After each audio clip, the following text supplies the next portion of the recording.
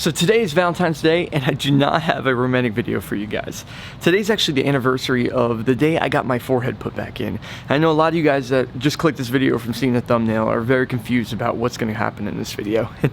My goal today is to explain to you guys my situation of me getting my fake forehead, and I want to show you 4 years later, to the day, of how I actually healed and how everything looks. Let's get started from the beginning. I'm kind of going to explain the whole deal to you. So in October 2016, I ended up having a really bad crash. I broke my neck, but also when I broke my neck, I landed really hard on my head. I had my helmet on, but I still fractured my skull. They repaired like the front part of my head right here. They put a titanium plate in here, and then my wife saw that my vitals were dropping, so she called them all in, and then they checked it all out. They thought I was on too much medication, so they gave me medication to combat the medication, and my vitals started picking back up, but 10 minutes later I dropped again. So then they rushed me in for a CAT scan, and they realized that I had 3 brain bleeds. To fix a brain bleed situation, they actually removed part of the skull. So for me, they actually removed my full forehead. Crazy to think about it. I can't even believe that was actually a thing to do. Guess you don't really understand until it happens to you, but insane to think about. My whole forehead was moved, and that was about the end of October. So October 31st, I actually flew to Kessler in New Jersey from Las Vegas where my accident happened. That's when I started rehab, and I had a helmet on constantly. You wake up, put your helmet on, keep the helmet on all day, and then go to sleep, and I would just repeat. And at that point, I was in no situation where I was looking in a mirror or seeing myself at all, because I couldn't really move any part of my body at all. So I remember the first time I actually saw it, my cousin said, "Hey, do you want to see what your forehead looks like?" I was like, "No, I don't care."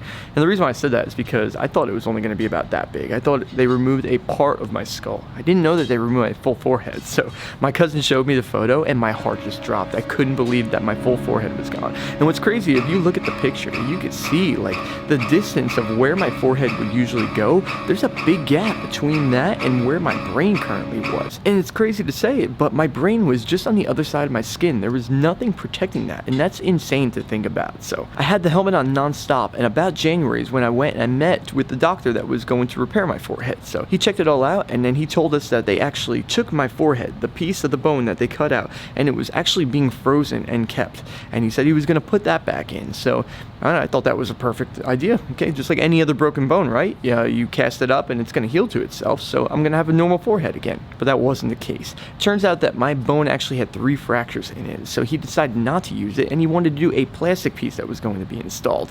Now, this is where it gets really confusing for me, because I'm sitting there thinking in my head like, man, this is terrible news, because the plastic part isn't going to heal to my skull. I'm going to have a 2-piece skull, and that's kind of scary to think about. But then he explained to me that the bone, no matter what, was going to have to be sealed, and it wasn't going to heal to itself. And then he also said that if he put my original bone back in, a few years down the line, I was most likely going to have to get it taken out and put a plastic piece in, because the bone was going to deteriorate. Thinking about that now, I don't know why they would have put the bone in if they were going to have to do the surgery again. I mean, why not just put the plastic part in? We ended up taking the steps to figure out how to get the plastic part in, which was getting a CAT scan done. So they get a CAT scan so they could 3D print the piece. So they sent out the CAT scan so they can get it made, and then they scheduled my forehead to be put in on Valentine's Day, right? Of any other day, my poor wife has to deal with this, right? Instead of getting flowers and stuff like that, she had to be in the hospital for me to get this installed. But at that point, I was so excited to get my forehead put back in, because I was having a helmet on nonstop everywhere I go. And at the end of January, I got out of the hospital, so I started being around people. I started going to stores with my wife in my wheelchair.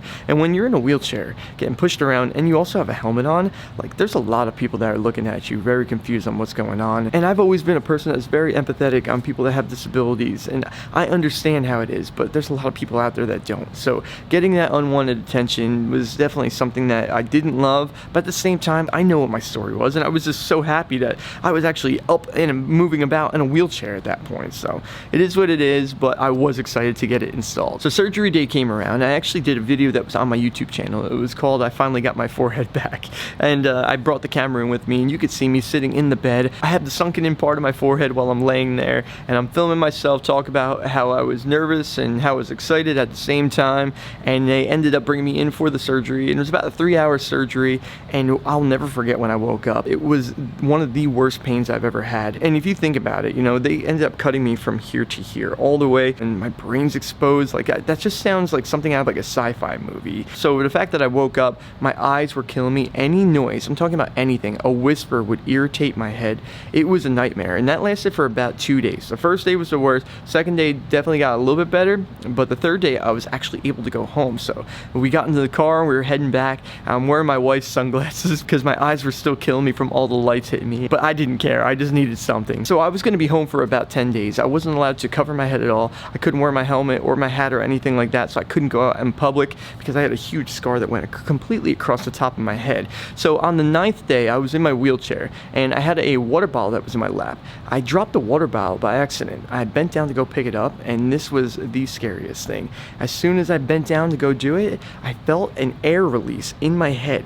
It was like a squeak. It was like a and I just freaked out, and I'm waiting for it to start hurting. I thought something was going to go wrong because my doctor told me when he did my surgery, he said, "You had the best fitting piece that I've ever seen. I decided not to put bone cement in." So immediately I started thinking in my head, I'm like, wait, so that means that there's going to be a gap no matter what in my head. I'm like, that's terrifying. And that just started running through my head. I'm like, oh no, I have to get the surgery again. I started freaking out. We went to the hospital the next day. We did the CAT scan. The doctor checked it all out. He's like, man, it looks perfect. He goes, let's just not bend down for the next 2 weeks. So he ended up taking out the staples while I was there too, all 50 of them that went across my scalp. And after that, that was pretty much it. I had never gone back to the hospital or done anything since then. But I'm going to quickly explain to you how they did it. So you can see my forehead right here. You can't really see the line for it. You can see this part that's like kind of sticking out right there. That's the titanium plate. So all of this right there, that's kind of where the plastic part goes, but you can't really see much. Now right here, there's the only part that you could see where my hardware is. It's about right there. The rest of them you can't really tell. It's kind of hard to see. Actually, this one right there, you guys see that? That looks like a dog bone. Like, here's the edge, there's the edge. That's my hardware. I have 4 of those. So there's one here, one here, and one here, and one here. And then there's also 2 screws put on each side of each of the hardware. That's how it looks. Me and my little brother, we made a little bit of a model to show you guys, so you can check it out right here.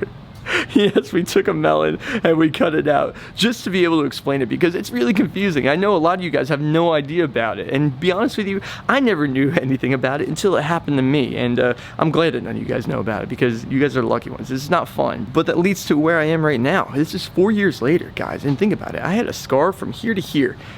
You really would not be able to tell that there was really anything wrong with my head, and I'm so grateful for that. I was so nervous at the time. So here's some close-up footage. You could see on my sideburns, that's the best part where you can see it, especially if I have my hair cut a little bit shorter. Now if you follow the scar on up across my forehead, you could see where my widow's peak is.